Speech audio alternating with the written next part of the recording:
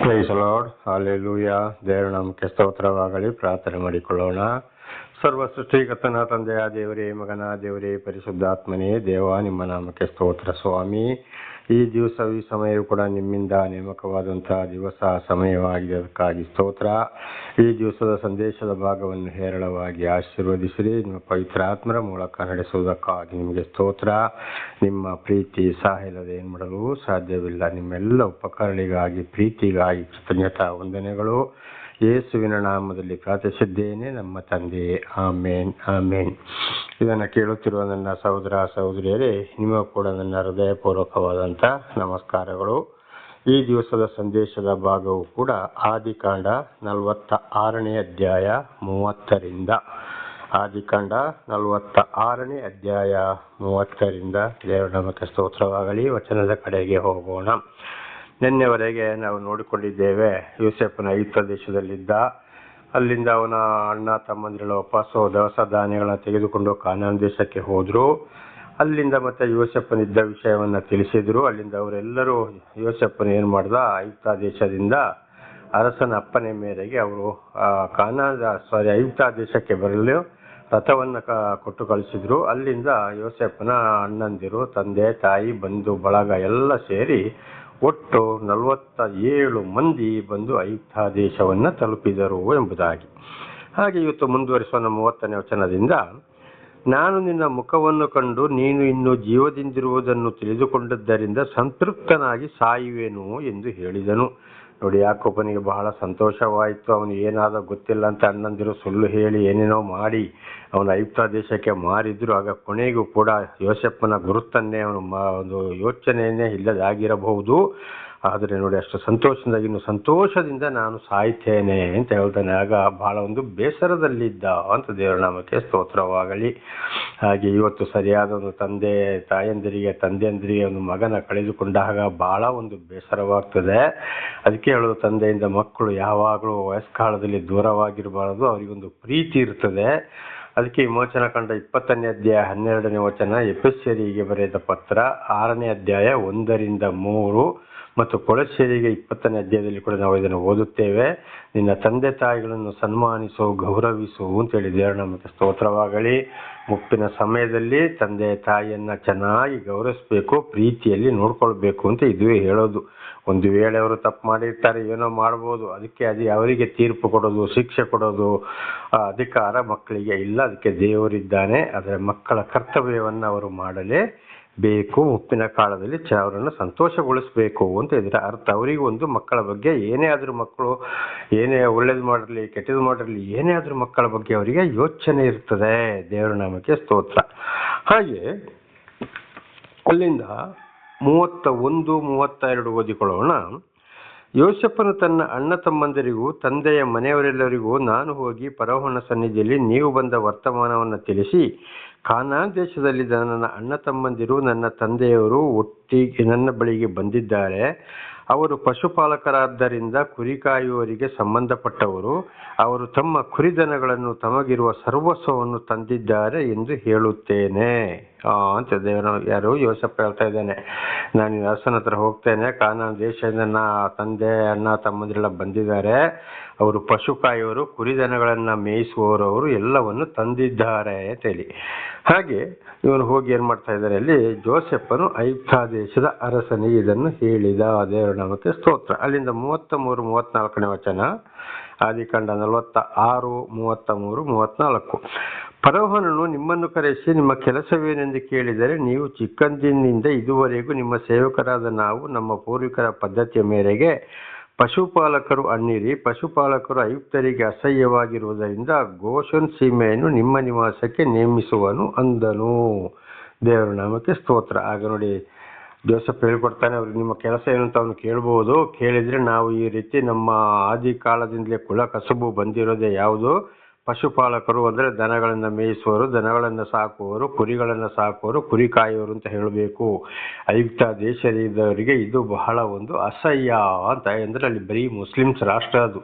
ಇವತ್ತು ಇಲ್ಲಿ ಕೂಡ ನೋಡೋಣ, ಮುಸ್ಲಿಮ್ಸ್ ಅವರು ಕುರಿ ಕಾಯೋದಿಲ್ಲ, ದನಗಳನ್ನು ಮೇಯಿಸೋದಿಲ್ಲ, ಮಾಡೋದಿಲ್ಲ. ಅವರಿಗೆ ಹಾಲು ಬೇಕು, ಮಜ್ಜಿಗೆ ಬೇಕು, ಮೊಸರು ಬೇಕು, ಕುರಿ ಮಾಂಸ ಬೇಕು, ಮಟನ್ ಬೇಕು, ಎಲ್ಲ ಬೇಕು. ಆದರೆ ಅವ್ರದನ್ನ ಮೇಯಿಸಕ್ಕೆ ಹೋಗೋದಿಲ್ಲ, ಅದು ಅವರಿಗೆ ಅಸಹ್ಯ. ಅದನ್ನೇ ಇಲ್ಲಿ ಜೋಸೆಫ್ ಹೇಳ್ತಾ ಇದ್ದಾನೆ, ಅಸಹ್ಯ.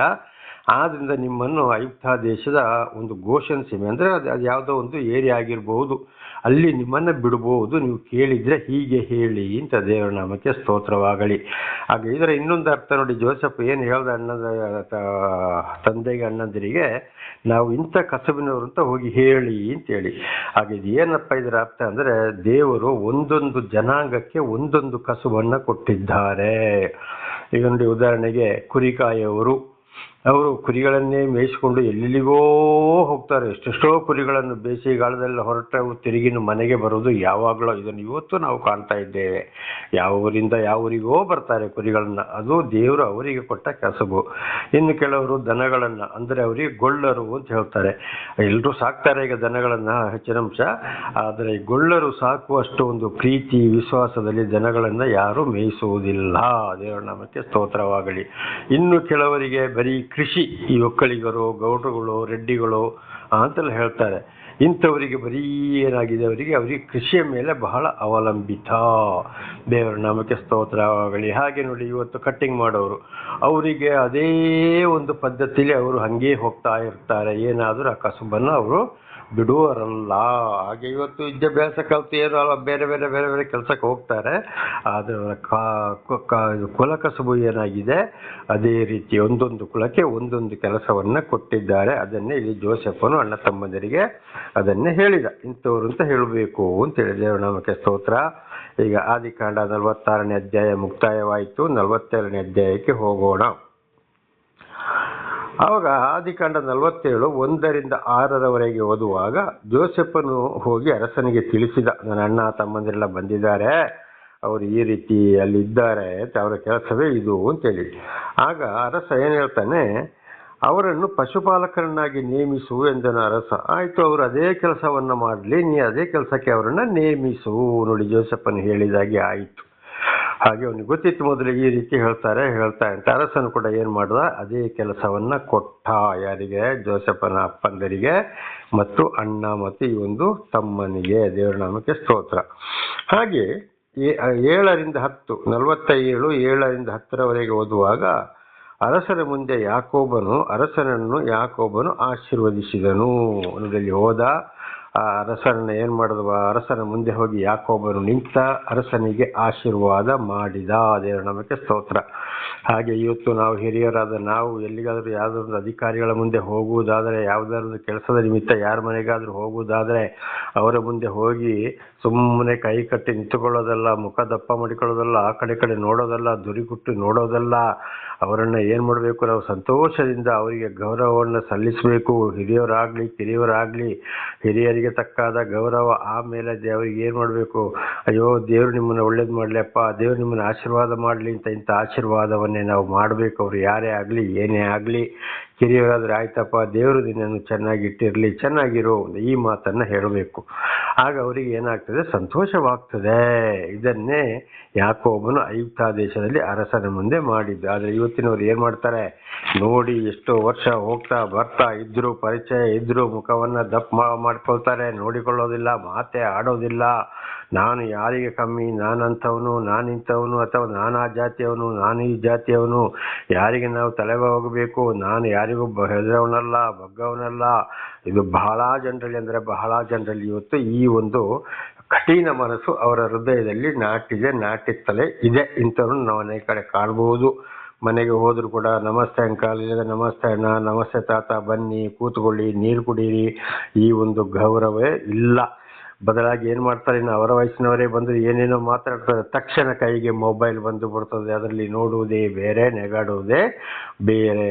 ಒಬ್ಬೊಬ್ಬರು ಮಾತಾಡಿದ್ರು ನಾನು ನಿಮ್ಮ ಹತ್ರ ಮಾತಾಡೋದಿಲ್ಲ, ನೀವೇ ನಮ್ಮ ಹತ್ರ ಮಾತಾಡಬೇಕು ಅಂತ ಈ ಒಂದು ಗತ್ತನ್ನು ಕೂಡ ಅವರ ಒಂದು ಸಂಘ ಸಂಸ್ಥೆಗಳಿಂದ ಏನು ಮಾಡ್ತಾರೆ, ಅಲ್ಲಿ ನಾನಾ ರೀತಿ ಭೇದ ಭಾವನಾ ಬೋಧನೆಯನ್ನ ಮೀಟಿಂಗ್ ಮಾಡ್ಕೊಳ್ತಾರೆ, ತಂದು ಅವರ ಜಾತಿಗೆ ಅದನ್ನೇ ಅವರು ಇಲ್ಲಿ ಹಬ್ಬಿಸಿಬಿಡ್ತಾರೆ. ಅದರಿಂದ ಇವತ್ತು ಹುಡುಗರು ಏನಾಗಿದ್ದಾರೆ, ಈ ಒಂದು ಕೆಟ್ಟ ಯೋಚನೆಯಿಂದ ಹಿರಿಯರ ಒಂದು ನಡತೆಯನ್ನು ಹಿರಿಯರು ಕಳಿಸಿಕೊಡದೇ ಇರುವುದರಿಂದ, ಗೌರವವನ್ನು ತೋರಿಸಿಕೊಡದೇ ಇರುವುದರಿಂದ ಇವತ್ತು ಅನೇಕ ಯೌವನಸ್ಥ ಹುಡುಗರು ಕೆಟ್ಟು ಹೋಗ್ಲಿಕ್ಕೆ ಕಾರಣ ಇದುವೇ ಆಗಿದೆ.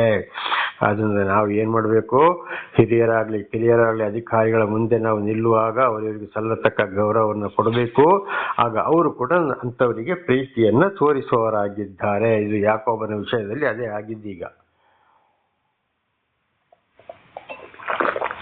ದೇವರ ನಾಮಕ್ಕೆ ಸ್ತೋತ್ರವಾಗಲಿ. ಹಲ್ಲೆಲೂಯಾ.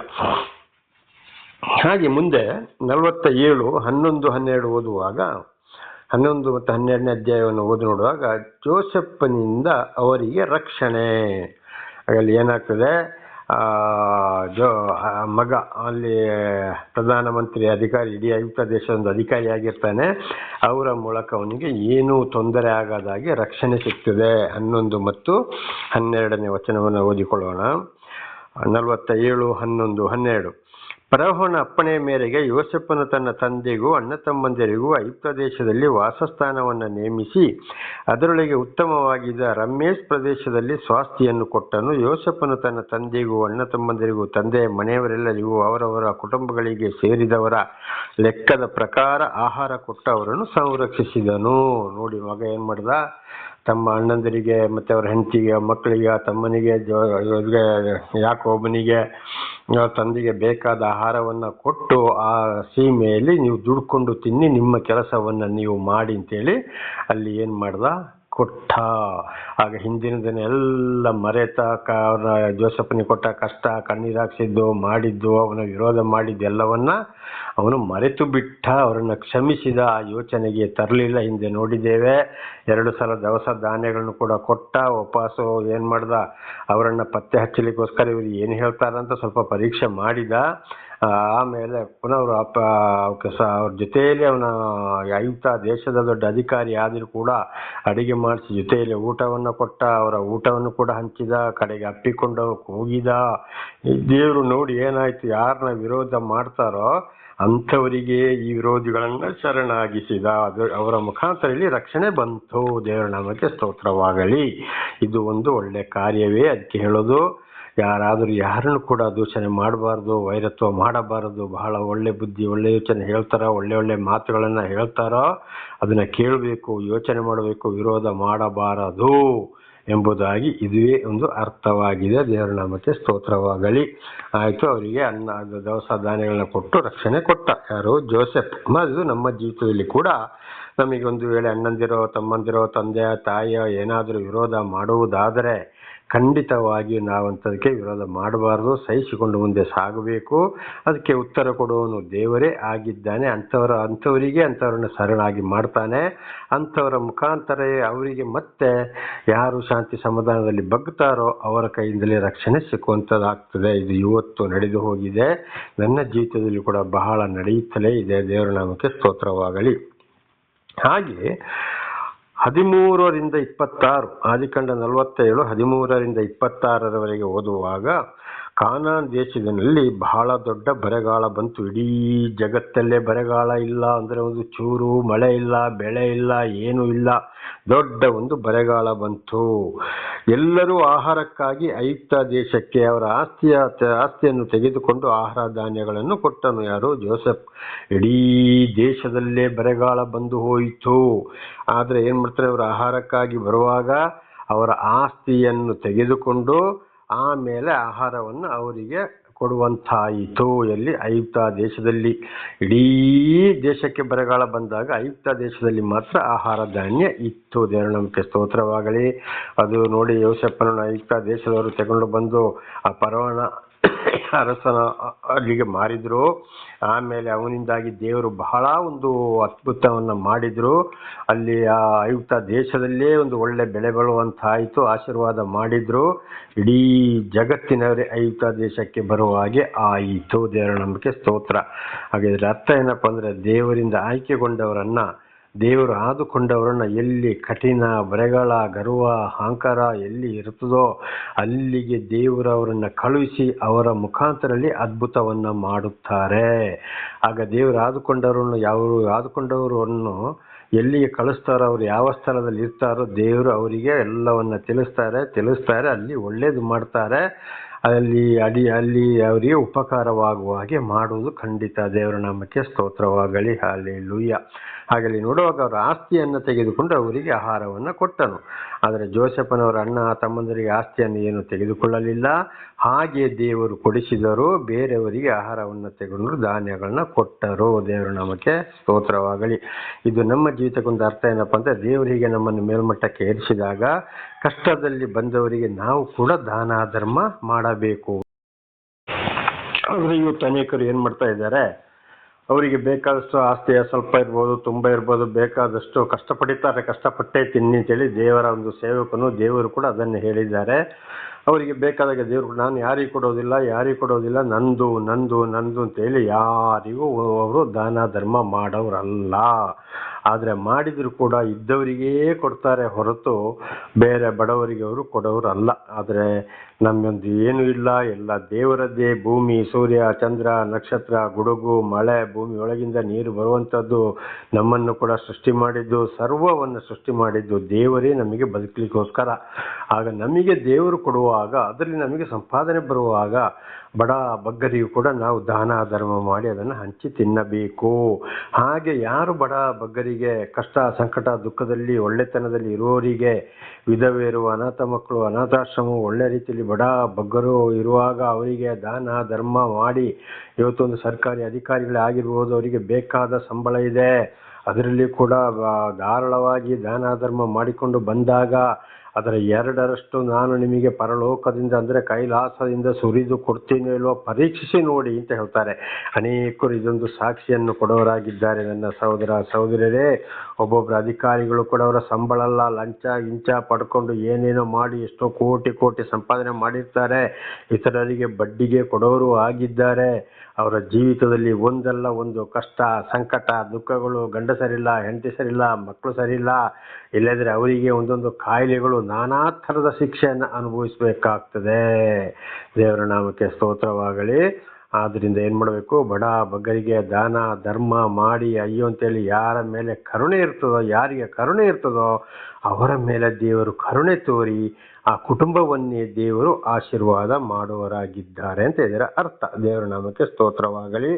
ಹಾಗೆ ಅದರಲ್ಲಿ 47ನೇ ಅಧ್ಯಾಯ 26ನೇ ಒಂದು ವಚನವನ್ನು ಓದಿಕೊಳ್ಳೋಣ. ಬೆಳೆಯಲ್ಲಿ 5ನೆಯ 1 ಪಾಲು ಫರೋಹನಿಗೆ ಸಲ್ಲಬೇಕೆಂಬುದನ್ನು ಯೋಸೇಫನು ಐಗುಪ್ತ ದೇಶದಲ್ಲಿ ಕಟ್ಟಳೆಯಾಗಿ ನೇಮಿಸಿದನು. ಈ ದಿನದವರೆಗೂ ಹಾಗೆಯೇ ಇದೆ. ವೈದಿಕರ ಭೂಮಿಯು ಮಾತ್ರ ಫರೋಹನಿಗೆ ಸ್ವಾಧೀನವಾಗಲಿಲ್ಲ. ನೋಡಿ ಏನ್ ಮಾಡಿದ್ರು, ಯಾರು ದವಸ ಧಾನ್ಯ ಇಡೀ ಐಗುಪ್ತ ದೇಶದಲ್ಲಿ ಯಾವ ಒಂದು ಕಾನೂನನ್ನು ಏನಿತ್ತು, ಯಾರು ಬೆಳೆ ಬೆಳೀತಾರೋ ಅದರಲ್ಲಿ 5ರಲ್ಲಿ 1 ಭಾಗ ಅಲ್ಲಿಗೆ ಸರಕಾರಕ್ಕೆ ಅವರು ಕೊಡಬೇಕು ಅಂತ ದೇವರ ನಾಮಕ್ಕೆ ಸ್ತೋತ್ರ. ಈಗ ಒಂದು 100 ರೂಪಾಯಿ ಅಲ್ಲಿ ಆದಾಯ ಬಂತು ಅಂತ ಒಂದು ಅಂದಾಜು ಇಟ್ಕೊಳ್ಳೋಣ. ಉದಾಹರಣೆಗೆ ಅದನ್ನು 5 ಭಾಗ ಮಾಡಬೇಕು. 5 ಭಾಗ ಮಾಡುವಾಗ ಅಲ್ಲಿ ಇಷ್ಟಾಯಿತು, 1 ಭಾಗಕ್ಕೆ 20 ಭಾಗ ಬಂತು, 20%. ಅದನ್ನು 20% ಅಲ್ಲಿಗೆ ಸರ್ಕಾರಕ್ಕೆ ಕೊಡಬೇಕು. 1000 ರೂಪಾಯಿ ಬಂದಾಗ 5 ಭಾಗ ಮಾಡಿದಾಗ 200 ರೂಪಾಯಿ. ಆ 200 ರೂಪಾಯಿಯನ್ನು ಸರ್ಕಾರಕ್ಕೆ ಕೊಡಬೇಕು. ಇದು ನಾವೆಲ್ಲ ಚಿಕ್ಕದಾಗಿರುವಾಗ ಭತ್ತ ಅದು ಇದೆಲ್ಲ ಬೆಳೆದಾಗ ಸೊಸೈಟಿಗೆ ಲೆವಿ ಹಾಕೋದು ಅಂತೇಳಿ ಒಂದು ಕಾನೂನು ಇತ್ತು ಸರ್ಕಾರದ್ದು. ಇಂತಿಷ್ಟು ಅಂತೇಳಿ ಇಂಥವ್ರು ಇಷ್ಟು ಭತ್ತವನ್ನು ತಗೊಂಡೋಗಿ ಸೊಸೈಟಿಗೆ ಹಾಕಬೇಕು ಅಂತೇಳಿ. ಅದನ್ನು ಬರ್ತಾ ಸರ್ಕಾರವೇ ಚೇಂಜ್ ಮಾಡ್ತು.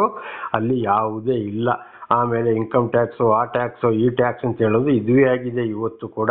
ದೇವರ ನಾಮಕ್ಕೆ ಸ್ತೋತ್ರವಾಗಲಿ. ಹಾಗೆ ಯಾಕೆಂದರೆ ಅದು ಸರಕಾರದಲ್ಲಿ ದವಸ ಧಾನ್ಯಗಳನ್ನ ತುಂಬಿಸಿಡುವಂಥದ್ದು. ಒಂದು ವೇಳೆ ಬರಗಾಲ ಬಂದರೆ, ಏನಾದರೂ ತೊಂದರೆ ಆದರೆ ಅಲ್ಲಿಂದ ರಕ್ಷಣೆ ಕೊಡುವಂಥದ್ದು. ಅದುವೇ ನೋಡಿ, ಇವತ್ತು ಚಂಡಮಾರುತ, ಸುನಾಮಿ, ಇವೆಲ್ಲ ಬೆಟ್ಟ ಜರಿಬೋದು, ಏನೇನೋ ಕಷ್ಟ ಸಂಕಟ ದುಃಖಗಳು ಬಂದು ಬಹಳ ಕಷ್ಟ ಸಂಕಟ ದುಃಖಗಳಿಗೆ ಮುಳುಗಡೆ ಆಗುವುದು, ಭೂಕಂಪ ಆಗೋದು, ಅಲ್ಲಿಗೆ ನೋಡಿ ಸರ್ಕಾರ ಬೇಕಾದಷ್ಟು ದವಸ ಧಾನ್ಯಗಳನ್ನು ಪ್ರತಿಯೊಂದನ್ನು ಕೊಡ್ತಾರೆ, ಹಣ ಕೊಡ್ತಾರೆ.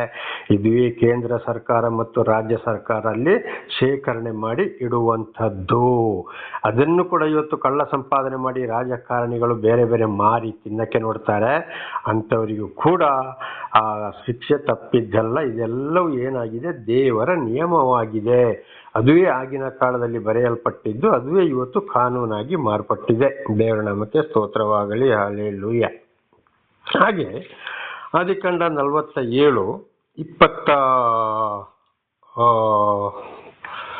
27, 28 ಎರಡು ವಚನಗಳನ್ನು ಓದಿಕೊಳ್ಳೋಣ.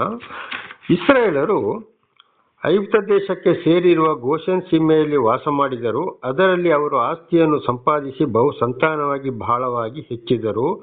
ಯಾಕೋಬನು ಐಗುಪ್ತ ದೇಶದಲ್ಲಿ 17 ವರ್ಷ ಇದ್ದನು. ಅವನ ಜೀವಿತ ಕಾಲದಲ್ಲಿ ಒಟ್ಟಿಗೆ 147 ವರ್ಷಗಳು. ನೋಡಿ, ಐಗುಪ್ತ ದೇಶದಲ್ಲಿ ಅಲ್ಲಿಗೆ ಹೋದ್ರು, ಅವರಿಗೊಂದು ಸ್ಥಳವನ್ನೇ ಬೇರೆ ಕೊಟ್ಟರು.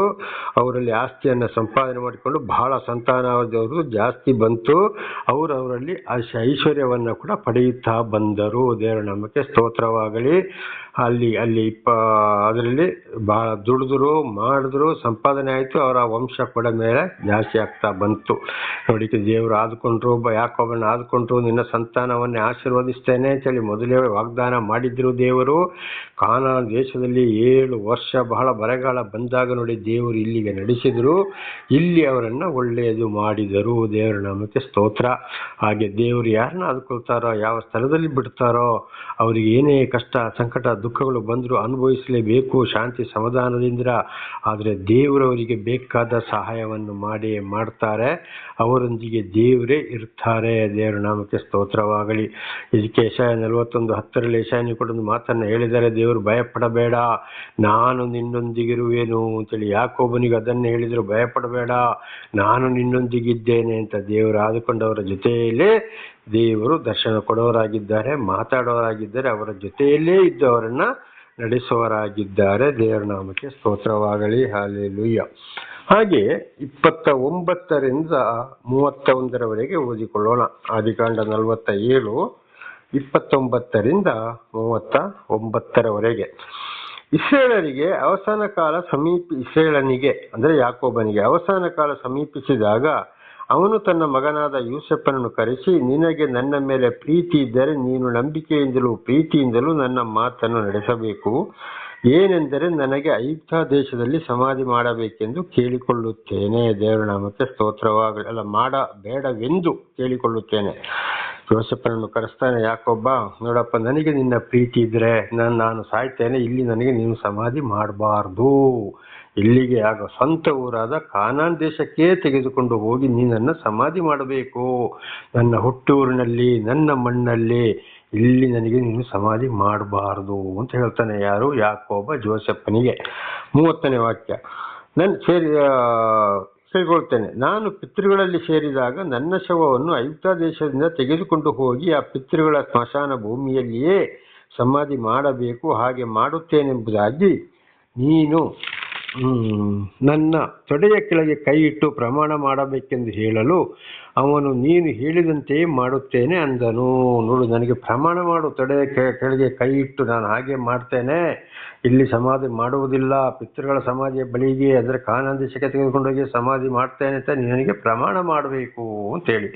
ದೇವರ ನಾಮಕ್ಕೆ ಸ್ತೋತ್ರವಾಗಲಿ. ಆಗ ಇದರ ಅರ್ಥ ಏನಂದರೆ, ನೋಡಿ, ಇದನ್ನು ಕೂಡ ಒಂದೊಂದು ಕಡೆಗೆ ನಾವು ನೋಡ್ತೇವೆ. ಒಂದೊಂದು ಕುಟುಂಬದವರಿಗೆ ಸ್ಮಶಾನಕ್ಕಾಗಿಯೇ ಒಂದು ಬೇರೆ ಸ್ಥಳವನ್ನು ಇಟ್ಟಿರ್ತಾರೆ. ಅಲ್ಲಿ ಅವರ ಕುಟುಂಬದವರು ಯಾರೇ ಸತ್ತರೂ ಕೂಡ ಅಲ್ಲಿ ತಗೊಂಡೋಗಿ ಸಮಾಧಿ ಮಾಡ್ತಾರೆ, ಅವರ ಪಿತೃಗಳ ಬಳಿಯಲ್ಲಿ.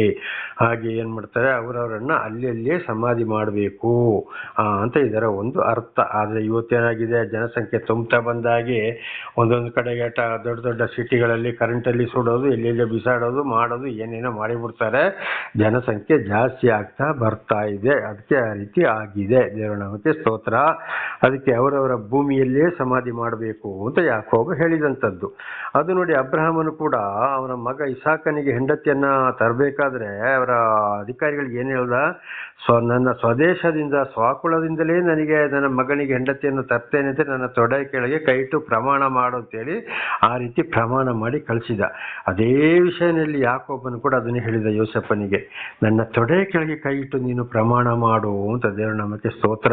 ಹಾಗೆ ಅಬ್ರಹಾಮನ ಹೆಂಡತಿ ಸಾರಳು ಸಾಯುವಾಗಲೂ ಕೂಡ ಸಮಾಧಿಗೆ ಸ್ಥಳ ಇಲ್ಲದೆ ದುಡ್ಡು ಕೊಟ್ಟು ಸಮಾಧಿಯನ್ನ ತೆಕೊಂಡು ಅದರಲ್ಲಿ ಸಮಾಧಿ ಮಾಡಿದ. ಯಾರನ್ನ? ಸಾರಳನ್ನ. ಹಾಗೆ ನೋಡಿ ಇಸಾಕನು ಕೂಡ ಅಲ್ಲಿ ಏನ್ ಮಾಡಿದ, ತಂದೆ ಸತ್ತಾಗ ತಾಯಿಯ ಬಳಿಯಲ್ಲೇ ಅಬ್ರಹಾಮನನ್ನು ಕೂಡ, ಸಾರಳನ್ನು ಸಮಾಧಿ ಮಾಡಿದ ಸ್ಥಳದಲ್ಲಿ ಅಬ್ರಹಾಮನನ್ನು ಕೂಡ ಸಮಾಧಿ ಮಾಡಿದ. ದೇವರು ನಮಗೆ ಸ್ತೋತ್ರವಾಗಲಿ. ಈಗ ಇದರ ಅರ್ಥ ಏನಪ್ಪ ಅಂದ್ರೆ, ಅವರವರು ಅದರದ್ದು ಕುಟುಂಬದವರು ಸತ್ತಾಗ ಅಲ್ಲಿ ಸಮಾಧಿ ಮಾಡಬೇಕು ಎಂಬುದಾಗಿ. ಹಾಗೆ ಇವತ್ತು ಒಬ್ಬೊಬ್ಬರು ಎಲ್ಲೆಲ್ಲಿಯೋ ಹೋಗಿ ಇವತ್ತು ದೇವರ ಸೇವಕರೇ ಎಲ್ಲೆಲ್ಲಿಯೋ ಸಾಯ್ತಾರೆ, ಏನೇನೋ ಮಾಡ್ತಾರೆ. ಅದಕ್ಕೆ ಅದು ಏನು ಮಾಡಕ್ ಆಗೋದಿಲ್ಲ, ಅದು ಒಂದು ದೇವರು ಕೊಟ್ಟ ವಿಧಿ. ಎಲ್ಲೆಲ್ಲಿಯೋ ಸಮಾಧಿ ಮಾಡ್ತಾರೆ. ದೇವರ ನಾಮಕ್ಕೆ ಸ್ತೋತ್ರವಾಗಲಿ. ಅದು ಕೂಡ ಒಂದು ದೇವರ ಚಿತ್ತವಾಗಿದೆ. 31ನೇ ವಚನ, ಆದಿಕಾಂಡ 47:31. ಇಸ್ರಾಯೇಲನು ಪ್ರಮಾಣ ಮಾಡು ಅನ್ನಲು ಅವನು ಪ್ರಮಾಣ ಮಾಡಿದನು. ಆಗ ಇಸ್ರಾಯೇಲನು ಮಂಚದ ತಲೆದೆಸೆಯಲ್ಲಿ ಬಾಗಿ ದೇವರಿಗೆ ನಮಸ್ಕಾರ ಮಾಡಿದನು. ನೋಡಿ, ಆಗ ಏನ್ ಮಾಡ್ದ? ಜೋಸೆಫನು ಪ್ರಮಾಣ ಮಾಡ್ದ, ಇಸಾಕನು ಕೂಡ ಏನ್ ಮಾಡ್ದ? ದೇವರಿಗೆ ತಲೆಬಾಗಿ ನಮಸ್ಕಾರವನ್ನ ಮಾಡಿದ. ದೇವರೇ ನಿನಗೆ ಸ್ತೋತ್ರ, ನನ್ನ ಬಾಯಲ್ಲಿ ಹೇಳಿಸಿದ ಮಗ ಒಪ್ಪುವಾಗೆ ಕೂಡ ಮಾಡಿದ, ಹಾಗೆ ಇದು ನನಗೆ ಸಹಾಯ ಮಾಡಪ್ಪ ನೀನು ಅಂತೇಳಿ ದೇವರಿಗೆ ನಮಸ್ಕಾರವನ್ನ ಮಾಡಿದ. ಹಾಗೆ ನಾವು ಕೂಡ ಒಂದೊಂದು ಮಾತು ಹಿರಿಯರು ಮಕ್ಕಳೊಂದಿಗೆ ಮಾತನಾಡುವಾಗ, ಮಕ್ಕಳು ಒಪ್ಪಿದಾಗ, ಸಂತೋಷದ ನೆರವೇರಿಸ್ತೇನೆ ಅಂತ ಹೇಳಿದಾಗ, ನಮ್ಮ ಒಂದು ಯೋಚನೆ ಮಾತುಗಳಿಗೆ ಉತ್ತರ ಸಿಕ್ಕಿದಾಗ ನಾವು ತಕ್ಷಣ ಏನು ಮಾಡಬೇಕು? ದೇವರಿಗೆ ಒಂದು ನಮಸ್ಕಾರವನ್ನು ಹೇಳಬೇಕು.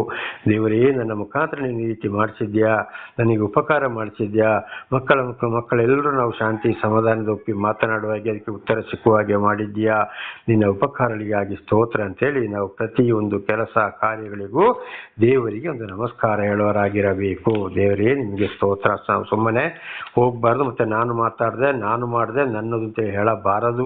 ಈಗೊಂದು ಉದಾಹರಣೆಗೆ, ನಾನು ಮಾತಾಡಿದೆ ಅಂತ ಹೇಳಬೇಕಾದ್ರೆ ನಮಗೆ ಏನು ಬೇಕು? ಜ್ಞಾನಶಕ್ತಿ.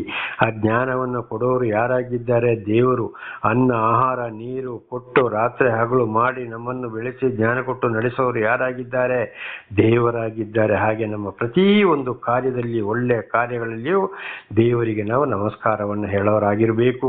ಒಂದು ವೇಳೆ ಕಷ್ಟ ಸಂಕಟ ದುಃಖಗಳು ಬಂದಾಗ, ದೇವರೇ ನನಗೆ ಈ ರೀತಿ ಬಂತಪ್ಪ, ಯಾಕೆ ಅಂತ ಗೊತ್ತಿಲ್ಲ ಅಂತ ಹೇಳಿ ನಾವು ದೇವರಲ್ಲಿ ಪ್ರಾರ್ಥಿಸಬೇಕು. ಅದಕ್ಕೆ 10 ದಶಾಜ್ಞೆಗಳು. 10 ದಶಾಜ್ಞೆಗಳು ನಮ್ಮ ಹೃದಯದಲ್ಲಿ ಮನಸ್ಸಲ್ಲಿ ಇದ್ರೆ ನಮ್ಮ ತಪ್ಪುಗಳು ನಮಗೆ ಅರಿವಾಗ್ತದೆ. ದೇವರಲ್ಲಿ ಪಶ್ಚಾತ್ತಾಪ ಪಡಬೇಕು.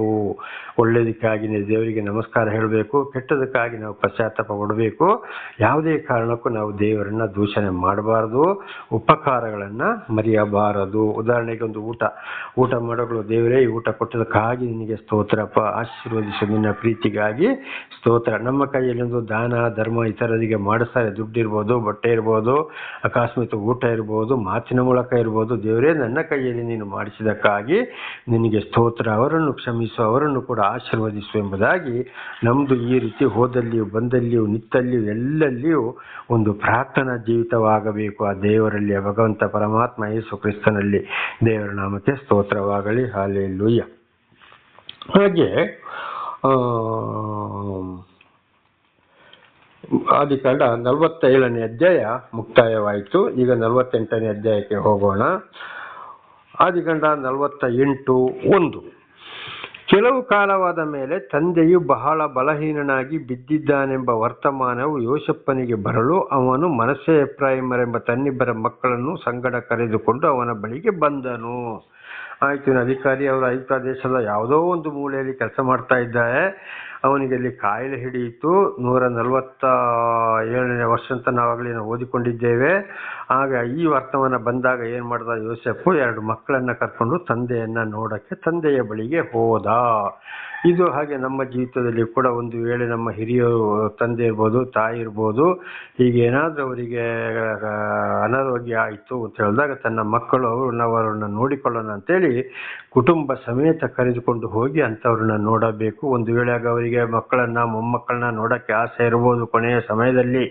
ಅದಕ್ಕೆ ಏನು ಮಾಡಬೇಕು, ನಾವು ಅಲ್ಲಿಗೆ ಅವ್ರನ್ನ ಕರ್ಕೊಂಡೋಗಿ ಅಲ್ಲಿ ತೋರಿಸಬೇಕು. ಅದಕ್ಕೆ ನೋಡಿ ಯಾಕೋಬನು ಮೊದಲೇ ಒಂದು ಮಾತು ಹೇಳ್ದ, ನಾನಿನ್ನು ಸಂತೋಷವಾಗಿ ಸಾಯ್ತೇನೆ ಅಪ್ಪ ಅಂತೇಳಿ. ಆಮೇಲೆ ಪ್ರಮಾಣ ಮಾಡಿಸಿದ. ಆಗ ಜೋಸೆಫನು ಅದೇ ಕೆಲಸವನ್ನ ಇಲ್ಲಿ ಮಾಡಿದ. ಇದು ಇವತ್ತು ನಮ್ಮ ಜೀವಿತದಲ್ಲಿ ಕೂಡ ಬರಬೇಕಾದಂತ ಒಂದು ಕಾರ್ಯ. ದೇವರ ನಾಮಕ್ಕೆ ಸ್ತೋತ್ರವಾಗಲಿ. ಹಾಗೆ 2-4 ಓದುವಾಗ, ನಿನ್ನ ಮಗನಾದ ಯೋಸೆಫನು ಬಂದನೆಂದು ಯಾಕೋಬನಿಗೆ ಒಬ್ಬನು ತಿಳಿಸಲು ಅವನು ಚೇತರಿಸಿಕೊಂಡು ಮಂಚದ ಮೇಲೆ ಕೂತುಕೊಂಡನು. ಯಾಕೋಬನು ಜೋಸೆಫನಿಗೆ, ಸರ್ವಶಕ್ತನಾದ ದೇವರು ಕಾನಾನ್ ದೇಶದ ಲೂಜಿನಲ್ಲಿ ನನಗೆ ದರ್ಶನ ಕೊಟ್ಟು ಆಶೀರ್ವದಿಸಿ, ನಾನು ನಿನ್ನನ್ನು ಅಭಿವೃದ್ಧಿಪಡಿಸಿ ನಿನ್ನ ಸಂತತಿಯನ್ನು ಹೆಚ್ಚಿಸುವೆನು, ಅನೇಕ ಜನಾಂಗಗಳಿಗೆ ನಿನ್ನಿಂದುಂಟಾಗುವಂತೆ ಮಾಡುವೆನು, ನಿನ್ನ ತರುವಾಯ ನಿನ್ನ ಸಂತತಿಗೆ ಈ ದೇಶವನ್ನು ಶಾಶ್ವತವನ್ನಾಗಿ ಕೊಡುವೆನು ಎಂದು ಹೇಳಿದನು ಅಂತೇಳಿ ಜೋಸೆಫನಿಗೆ ಆಗ ಹೇಳ್ತಾ ಇದ್ದಾನೆ. ನನಗೆ ದೇವರು ದರ್ಶನ ಕೊಟ್ಟು ನಿನ್ನ ಸಂತತಿಯನ್ನು ಆಶೀರ್ವಾದ ಮಾಡ್ತೀನಿ, ಸ್ವಾಸ್ಥ್ಯವಾಗಿ ಕೊಡ್ತೇನೆ, ಅಭಿವೃದ್ಧಿ ಪಡಿಸ್ತೇನೆ ಅಂತ ನನಗೆ ದೇವರು ದರ್ಶನ ಕೊಟ್ಟು ಹೇಳಿದಾರಪ್ಪ. ಇಂಥ ಕಾನಾನ್ ದೇಶದ ಲೂಜ್ ಎಂಬ ಪ್ರದೇಶದಲ್ಲಿ ಇಂಥ ದೇವರು ಯಾಕೋಬನಿಗೆ ದರ್ಶನ ಕೊಟ್ಟವನ್ನ ಅದನ್ನು ಜೋಸೆಫನಿಗೆ ತಿಳಿಸಿದ. ಅಲ್ಲಿವರೆಗೆ ಜೋಸೆಫನಿಗೆ ಆ ವಿಷಯವೇ ಗೊತ್ತಿರಲಿಲ್ಲ.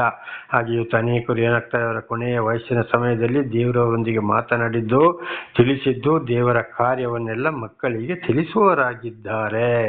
ದೇವರ ನಾಮಕ್ಕೆ ಸ್ತೋತ್ರವಾಗಲಿ. ಅದಕ್ಕೆ ಹೇಳೋದು, ಹಿರಿಯರು, ತಂದೆ ಆಗಲಿ ತಾಯಿ ಆಗಲಿ, ಅಲ್ಲಿ ಹೋಗಿ ಅವರಿಗೆ ಸಮಯ ಸಮೀಪಿಸಿತು, ವಯಸ್ಸಾಯ್ತು ಅಂತ ಗೊತ್ತಿಗೆ ಮಕ್ಕಳನ್ನೆಲ್ಲ ಕರ್ಕೊಂಡು ಅವ್ರನ್ನ ಹೋಗಿ ನೋಡಿ ಮಾತನಾಡಬೇಕು. ಆಗ ಅವ್ರು ಮಾತನಾಡುವಂಥ ತಿಳಿಸುವಂಥ ಕೆಲವು ವಿಷಯಗಳು ಇರುತ್ತವೆ. ಅದನ್ನು ನಮ್ಮ ಹಿರಿಯರು ಕೂಡ ಹೇಳ್ತಾ ಇದ್ರು, ಏನು ಮಾತಾಡ್ದ ಸಾಯುವಾಗ, ಏನು ಹೇಳ್ದ ಅಂತೇಳಿ ಇದ್ವಿ. ದೇವರ ನಾಮಕ್ಕೆ ಸ್ತೋತ್ರವಾಗಲಿ. ಇದೇ ರೀತಿ ತಂದೆ ತಾಯಿಯನ್ನು ಕೂಡ ಪ್ರೀತಿಸಬೇಕು. ಪ್ರಾರ್ಥನೆ ಮಾಡಿಕೊಳ್ಳೋಣ. ಸರ್ವ ಸೃಷ್ಟಿಕರ್ತನ ತಂದೆಯ ದೇವರೇ, ಮಗನ ದೇವರೇ, ಪರಿಶುದ್ಧಾತ್ಮನೇ, ನಿಮ್ಮ ನಾಮಕ್ಕೆ ಸ್ತೋತ್ರ. ಇವತ್ತಿನ ಒಂದು ಸಂದೇಶವನ್ನು ನನ್ನ ಸಹೋದರ ಸಹೋದರಿಗೆ ನೀವು ತಿಳಿಯಪಡಿಸಿದ್ದಕ್ಕಾಗಿ ನಿಮಗೆ ಸ್ತೋತ್ರ. ಅವರು ಕೂಡ ಚೆನ್ನಾಗಿ ಇದನ್ನು ಅರ್ಥ ಮಾಡಿಕೊಳ್ಳಬೇಕಾದಂಥ ವಿಶೇಷವಾದ ಜ್ಞಾನವನ್ನು ಅನುಗ್ರಹಿಸಿರಿ, ಅದಕ್ಕೆ ಸಮಯವನ್ನು ಅನುಗ್ರಹಿಸಿರಿ. ಅವರ ಮಕ್ಕಳಿಗೂ ಅವರು ಅದನ್ನು ತಿಳಿಸಲಿ, ಇತರರಿಗೂ ತಿಳಿಸಿ ಅವರೆಲ್ಲರೂ ನಿಮ್ಮ ಸಾಕ್ಷಿಗಳಾಗುವಂತೆ ಮಾರ್ಪಡಿಸಿರಿ. ಹಾಗೆ ಮಾಡುವುದಕ್ಕಾಗಿ ಸ್ತೋತ್ರ. ನಿಮ್ಮೆಲ್ಲ ಉಪಕಾರಗಳಿಗಾಗಿ ಕೃತಜ್ಞತಾ ವಂದನೆಗಳು. ಯೇಸುವಿನ ನಾಮದಲ್ಲಿ ಪ್ರಾರ್ಥಿಸಿದ್ದೇನೆ ನಮ್ಮ ತಂದೆ, ಆಮೇನ್. ಇದನ್ನು ಕೇಳುತ್ತಿರುವ ನನ್ನ ಸಹೋದರ ಸಹೋದರರೇ, ನಿಮ್ಮ